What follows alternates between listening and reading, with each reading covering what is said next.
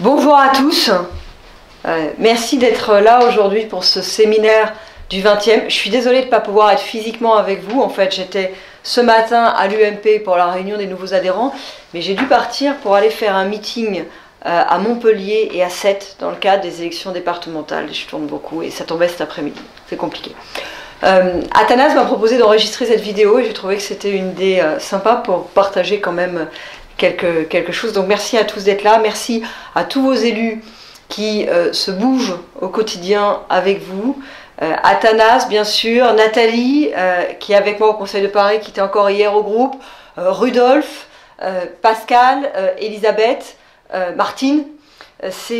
Voilà, je sais que c'est à la fois un arrondissement pas facile, et je voudrais vous dire que je pense qu'avec vous, c'est un arrondissement qui a beaucoup d'avenir, parce que sans négliger les tensions, les difficultés liées à la mise en place, vous êtes en train de reconstruire ensemble quelque chose.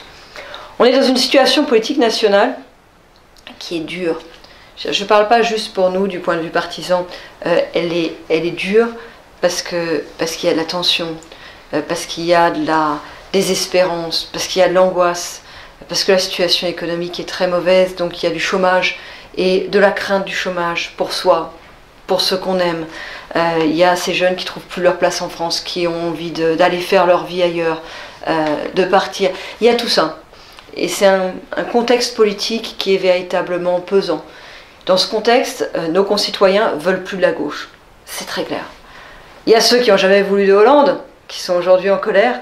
Il y a ceux qui ont voté Hollande et qui sont aujourd'hui très déçus et qui ont le sentiment d'avoir été trahis. Mais la question, c'est ce qu'ils veulent de nous. Qu'est-ce qu'on fait pour faire en sorte d'être ceux qui incarnent véritablement l'alternance? Il y a ceux qui transforment leur colère en désir de vote FN sur le thème « on a tout essayé sauf cela ». Il y a ceux aussi qui se mettent dans l'indifférence et probablement dans l'abstention. On va le voir à l'occasion des élections départementales. Nous, on n'est pas directement concernés à Paris.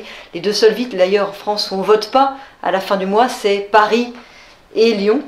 Mais enfin, on est concernés parce qu'on est la capitale de la France et puis parce qu'on aime la France et on s'intéresse à ce qui se passe ailleurs.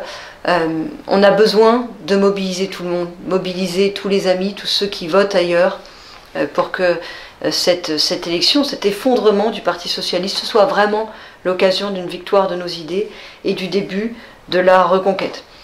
On aura une autre élection en 2015 et celle-là on votera, c'est les élections régionales. On peut gagner l'Île-de-France. On va être à fond. On commence à en parler beaucoup, évidemment on y travaille beaucoup, mais pour le moment les élections départementales, mais à partir du mois d'avril, ce sera vraiment une course de fond derrière Valérie Pécresse pour gagner aux élections régionales partout en France et particulièrement en Île-de-France où on peut reprendre la région. Et puis pendant toute cette période d'élection, on travaille à la reconstruction de notre mouvement.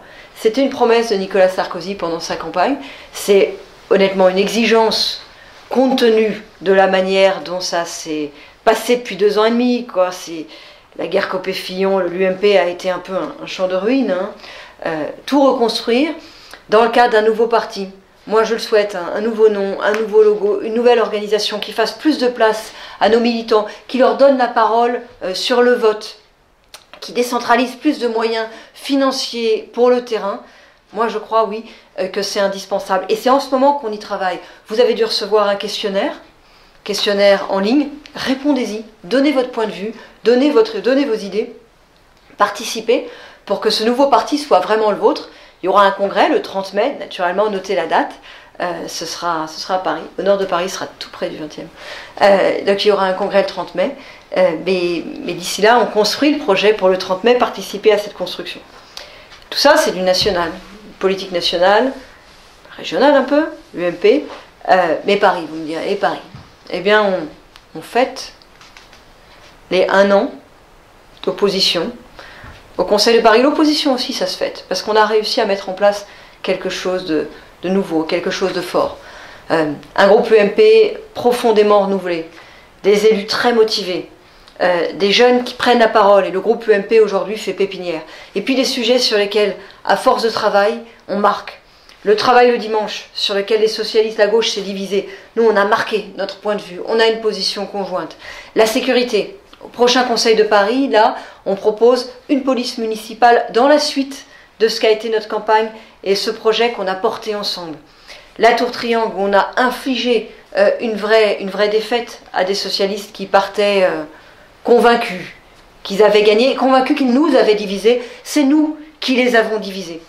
Tous ces sujets-là, on les porte Conseil de Paris après Conseil de Paris pour faire en sorte que l'opposition d'abord soit fidèle à sa campagne. Ce qu'on a défendu pour la campagne, on continue à le défendre au Conseil de Paris, mais qu'elle soit aussi visible, qu'elle soit une source d'espérance pour les prochaines échéances. Et bien sûr, on a déjà 2020 en ligne de mire. Parmi les sujets qui montent, il va y avoir les Jeux Olympiques, l'exposition universelle. C'est des sujets sur lesquels nous on est motivés, parce qu'on croit au rayonnement de Paris, on croit à la puissance de Paris, mais on est exigeant. Il ne faut pas que ce soit du grand n'importe quoi qui coûte cher et qui ne nous donne pas nos chances. Il ne faut pas que ce soit la grosse défaite de Delanoë, à laquelle était déjà associée Anne Hidalgo à l'occasion des derniers JO. Ça avait coûté beaucoup en argent, beaucoup en crédibilité. Donc on est motivé et exigeant, comme dans notre tempérament. Voilà sur ce que je pouvais vous dire. Pour finir, je vous dirais que il y a 20 arrondissements à Paris. Moi, je les aime tous. Je m'occupe de tous les 20 arrondissements. Et je suis très consciente qu'il y a des arrondissements qu'on a déjà, qui sont importants. On les travaille, on a des grandes équipes militantes. Mais on a surtout des arrondissements à regagner, parce que la reconquête passe par eux. Et c'est à cela qu'on porte une attention particulière. Et encore récemment, vous voyez, on était en train de monter des groupes sur la question de l'immobilier et on se demandait qui allait être le représentant. Je disais attention, moi je veux d'abord qu'on mette l'accent sur les arrondissements qui sont des arrondissements à reprendre, des arrondissements dans lesquels c'est avec le travail de fond qui va être fait dans les années qui viennent qu'on se donnera une vraie chance pour les prochaines échéances. Et je sais que pour vous, avec vous, ça peut se faire ensemble et je compte sur vous.